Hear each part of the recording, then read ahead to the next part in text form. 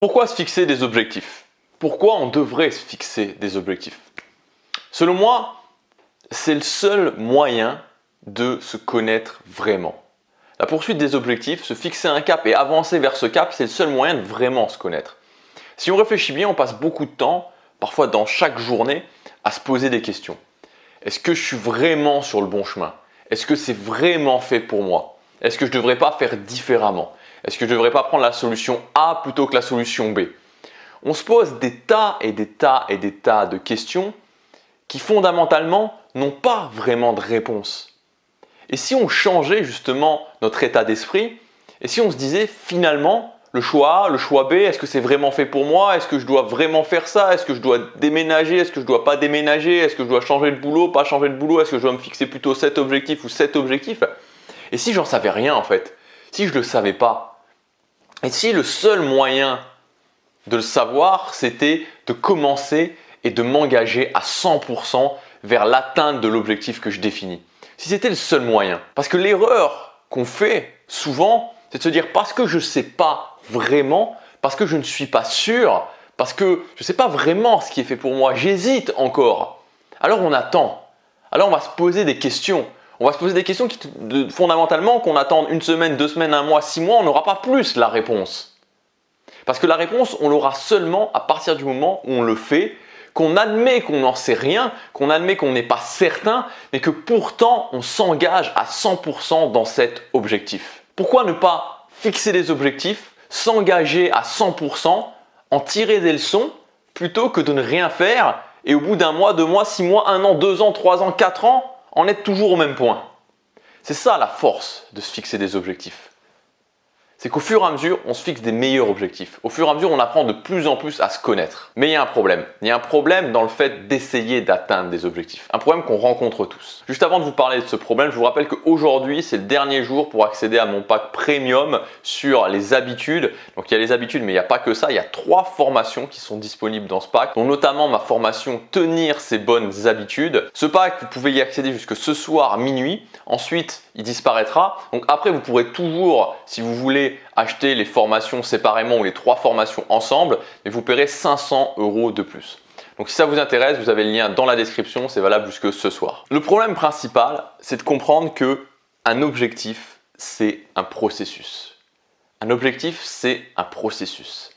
L'image la plus simple à prendre, c'est d'imaginer un chemin. Commencer un objectif, c'est fixer une direction et donc se dire ok, je vais prendre ce chemin-là. Je peux évaluer quelle est la durée de ce chemin-là, j'en serai jamais sûr, mais c'est commencer à avancer sur ce chemin.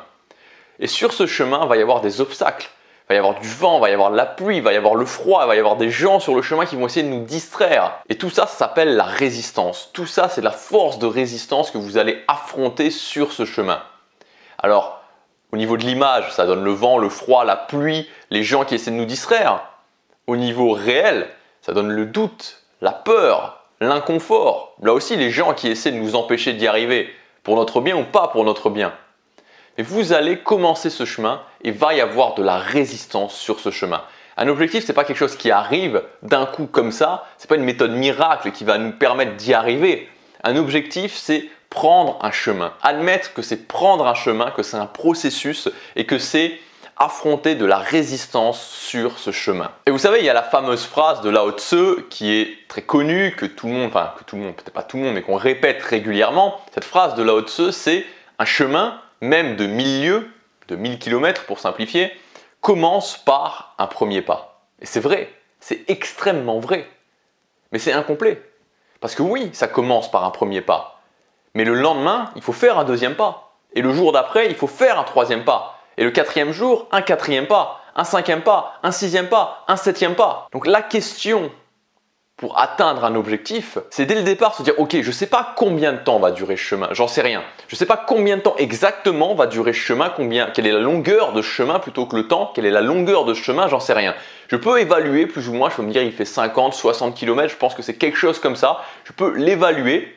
Souvent c'est faux, mais en tout cas, je peux avoir quand même cette évaluation. Je ne peux pas prévoir par contre la résistance qu'il va y avoir, ça je ne peux pas le prévoir, je ne peux pas prévoir à quel point il va y avoir de la pluie, à quel point il va y avoir des nuages, à quel point il va y avoir des forces qui vont s'opposer à moi, ça je ne peux pas le prévoir. Par contre, ce que je peux faire, et ce qui me garantit la réussite de mon objectif, c'est pas de me dire est-ce qu'il va y avoir vraiment beaucoup d'embûches. Ce qui me garantit d'y arriver, c'est de me poser cette question et uniquement cette question. Comment je fais pour faire un pas le premier jour, un pas le deuxième jour, un pas le troisième jour, un pas le quatrième jour, etc., etc.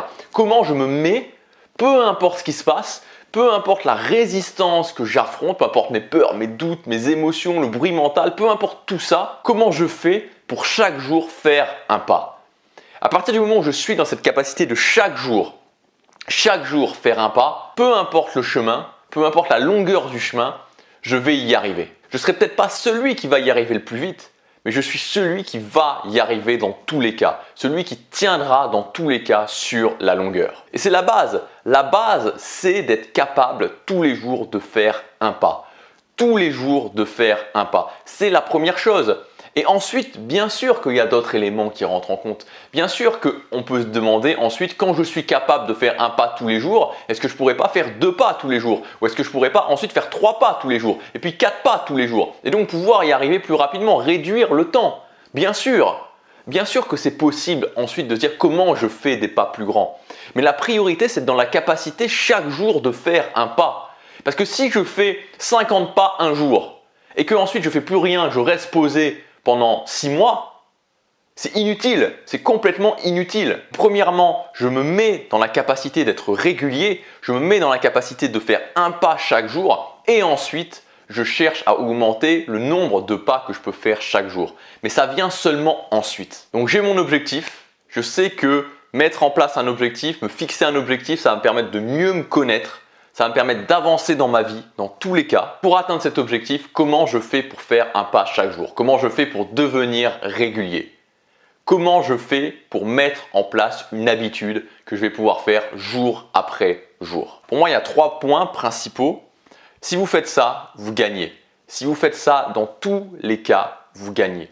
Si vous arrêtez de vous comparer aux autres, si vous arrêtez de regarder les exceptions qui vont réussir plus rapidement que vous, peu importe le domaine, et il y en aura toujours. Si vous arrêtez de chercher les méthodes miracles et vous comprenez que c'est un processus, un objectif, c'est un chemin, tant que je fais un pas chaque jour, je réussis. Tant que je fais un pas chaque jour, je gagne. Tant que je fais mon habitude tous les jours, je gagne. On a beaucoup parlé toute cette semaine des habitudes. C'est la base de la réussite pour moi. C'est la base de l'atteinte d'un objectif. Je voudrais simplement vous résumer les points principaux qui vont vous permettre de réussir à mettre en place des habitudes. Premier point, c'est d'avoir une stratégie claire. J'en ai parlé, je vous renvoie aux autres vidéos si vous voulez. Une stratégie extrêmement claire et de comprendre qu'il y a une énorme différence entre une action ponctuelle et une habitude. Une action ponctuelle, ok, je vais la faire pendant 1 mois, 2 mois, 3 mois, 6 mois, mais je finirai toujours par arrêter parce qu'elle n'est pas ancrée dans mon cerveau. Une habitude, je la commence et je l'arrête plus. Je ne l'arrête plus. Je ne l'arrête plus jusqu'à atteindre ce que je veux.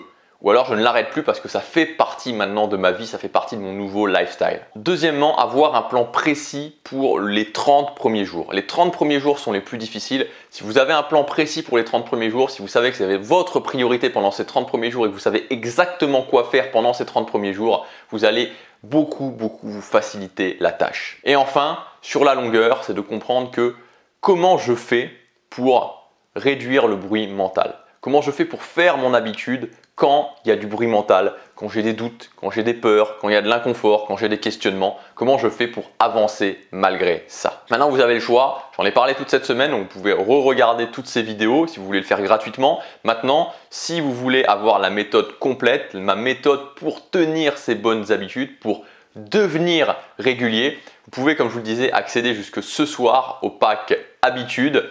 Donc dans ce pack, vous retrouverez 3 formations. La première formation, c'est la formation Tenir ses bonnes habitudes. C'est ma formation la plus avancée sur les habitudes. C'est exceptionnel qu'elle se retrouve dans un pack. Habituellement, elle est en vente au prix de 297 €. Elle vous permettra d'avoir le plan précis pour vous fixer les bons objectifs et devenir régulier. Ensuite, vous aurez la formation Designer son quotidien. Comment je prends le contrôle de mes journées, comment j'organise mes journées, comment je fais en sorte que chaque jour j'avance, que mon organisation joue pour moi plutôt que de jouer contre moi. Et la dernière formation, c'est la formation Restart 2018, comment relancer son année quand on est un petit peu dans la stagnation.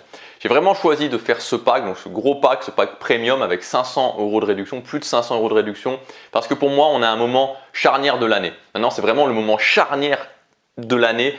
C'est le moment où la plupart des gens vont dire « Ok, bah, c'est les vacances, On verra plus tard. On va se retrouver catapulté en septembre. En septembre, la fin de l'année, c'est demain.